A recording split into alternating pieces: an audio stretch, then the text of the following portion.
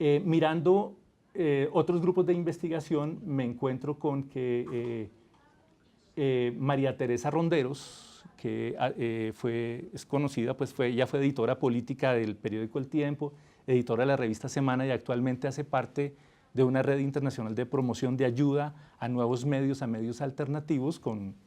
ayuda de orden financiero y técnico, y es una maestra del oficio. María Teresa Ronderos en ese momento fue capaz de articular, de hacer unas sinergias periodísticas muy importantes para llevar a buen puerto una investigación periodística que tuvo la financiación o la ayuda de la British American Tobacco inicialmente, y que encontró sinergias en periodistas de Perú, de Inglaterra y de los Estados Unidos. Y más recientemente las crónicas de Mauricio Gómez, que se adentró pues hay una crónica especial en su libro de crónicas que lanzó hace 12 meses, ya va a cumplir un año, donde hay una crónica excepcionalmente buena respecto al contrabando en La Guajira, pero no hay mucho más en el estado del arte, no hay una investigación hasta este momento comparable a los efectos que tuvo, lo mencionó el expositor pasado, la historia que se cuenta en la película The Insider, o conocida en Colombia como El Informante. El editor de prensa que se enfrenta a una cantidad de predicamentos éticos y que encuentra limitada su relación con una fuente que es una fuente que se llama Viuda del Poder, que estuvo metida en el engranaje de la industria tabacalera. Se enteró de que los cigarrillos estaban utilizando, aparte de la nicotina, que es adictiva, otras sustancias potencialmente cancerígenas. Tenía la firma de una cláusula de confidencialidad, pero cuando fue despedido de su cargo, se convirtió en lo que Daniel Santoro llama en la categorización de fuentes una viuda del poder. Una viuda del poder es aquella fuente que, mientras estuvo dentro de un engranaje institucional, hizo mutis por el foro, jamás quiso tener una relación expedita con un medio de comunicación, pero cuando queda en el asfalto, entonces tiene un ánimo inicialmente retaliatorio,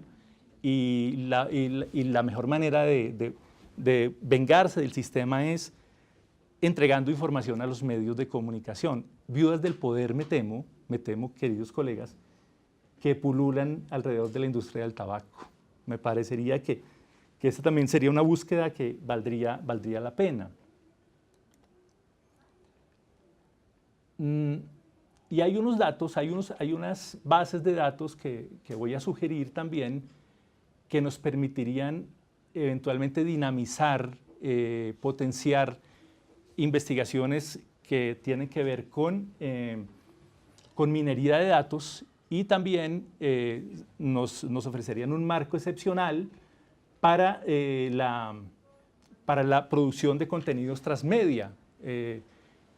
Una de esas, hay un manual muy interesante que los sugiero consultar para rastrear empresas en América, se llama así, Manual de Rastreo de Empresas en América, que está editado en Panamá por la red Conectas. Ya les dije cuál era la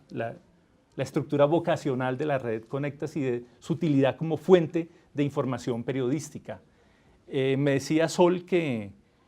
con una razón social y eventualmente con un NID de origen, sería posible conocer en qué países, incluidos algunos paraísos fiscales, tendrían asiento empresas que sean sospechosas de cualquier actividad ilegal, incluida, por supuesto, el contrabando. Valdría la pena darle una mirada al manual, porque hace un inventario, a mi juicio, muy interesante de las instituciones que, como en Colombia, la Cámara de Comercio y la Superintendencia de Sociedades, tienen capacidad real para conocer la estructura de socios y para levantar el velo corporativo de las sociedades anónimas en circunstancias especialmente exigentes. Vale decir, cuando hay una investigación de carácter administrativo o de carácter judicial contra una empresa que es sospechosa de haber incurrido en contrabando. Entonces me parece que ese sería un directorio continental de este tipo de entidades que son fuentes potenciales, y adicionalmente le agrega valor en el sentido de que cada institución mencionada en el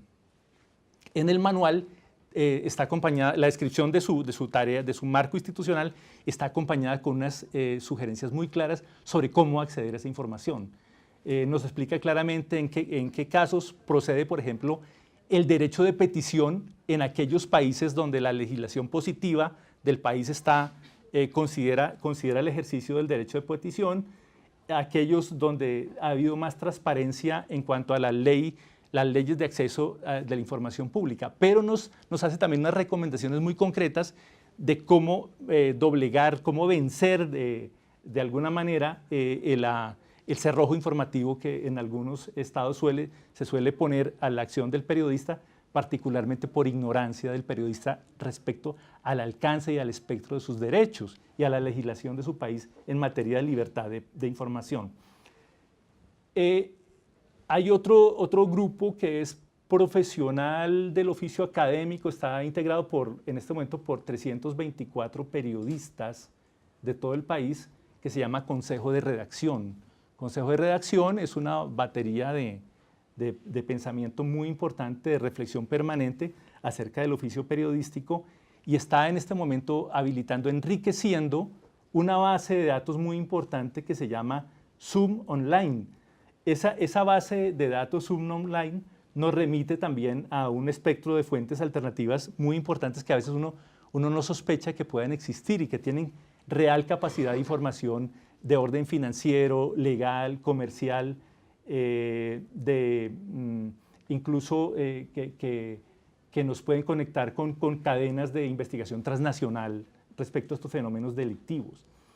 El Instituto Prensa y Sociedad, que es el que les conté hace un rato que presidía hasta el año pasado, el maestro Ricardo Uceda, el autor de la investigación sobre los muertos de la Cantuta, está haciendo un trabajo permanente, pedagógico, académico, de formación para nuevos periodistas que cultivan la especialidad de la investigación, y tiene un efecto orientador muy importante. Y adicionalmente hay un sistema integrado de comercio exterior que inicialmente tuvo un origen en el antiguo Pacto Andino, hoy ya ha venido a menos, pero que tiene unas redes de acceso a información muy importantes que a veces nosotros los periodistas no consultamos por franca ignorancia respecto a su calidad y al provecho que nos puede ofrecer en calidad de fuente. Si tenemos claro el espectro institucional de las fuentes alternativas, conocemos escenarios que nos permitan recabar información para hacer un ejercicio responsable de minería de datos y de narrativas transmedio respecto a estos fenómenos, entonces podríamos abordar, creo yo, con mayor perspectiva de éxito algunos temas que a mí particularmente como periodista de investigación me gustaría que hicieran parte de la agenda pública e informativa. Normalmente, históricamente, se creyó aquí que el caldo de cultivo del contrabando, su epicentro era el departamento de La Guajira. Sobre La Guajira se ha volcado una atención de carácter institucional sin precedentes en la historia. La Guajira tuvo en los últimos 5 años 4 gobernadores, 3 de ellos terminaron en la cárcel, y a raíz de eso la administración Santos sobre todo impuso unos gobernadores de facto, pero la verdad, aparte de ese hecho que es anecdótico,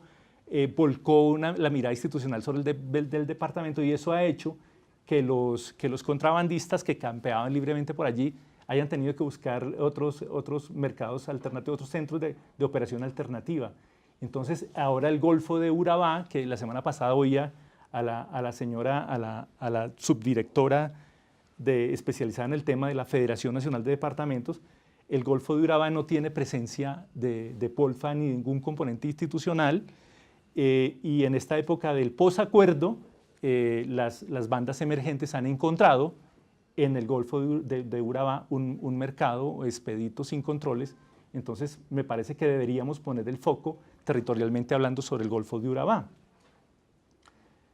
¿Qué razones explican ese fenómeno? Ese es el desafío que deberíamos asumir para hacer un escrutinio medianamente objetivo sobre el tema.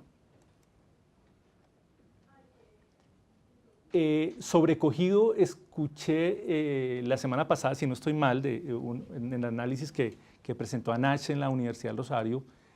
que hay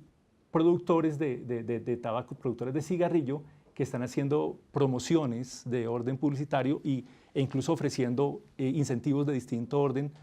para el consumo, para cautivar nuevos consumidores. Entonces, estas campañas a veces se centran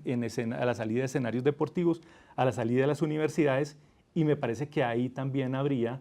un tema de suficiente interés para asumirlo. Sería un verdadero reto en el campo de la investigación periodística hacerlo. Pero además porque es prohibido en Colombia. Exactamente. Entonces, si nos devolvemos un poquito en la exposición, en esa batería de datos que di sobre la legislación, encontramos normas respecto a las cuales los periodistas debemos volvernos verdaderos especialistas, conocer el detalle de la ley anticontrabando, los decretos reglamentarios, qué dice la Constitución Política de Colombia sobre el tema, qué dicen las leyes estatutarias, qué los decretos reglamentarios, y si tenemos ese inventario y ese conocimiento del entorno institucional de la fuente, podemos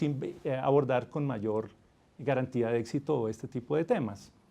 Evidentemente la publicidad está prohibida y eso hace que el efecto pues, de estas sea mucho más pernicioso el efecto de estas prácticas ilegales, como tratar de cautivar nuevos consumidores a expensas de ofertas dinerarias muchas veces para el consumo y promocionales de nuevas marcas de tabaco.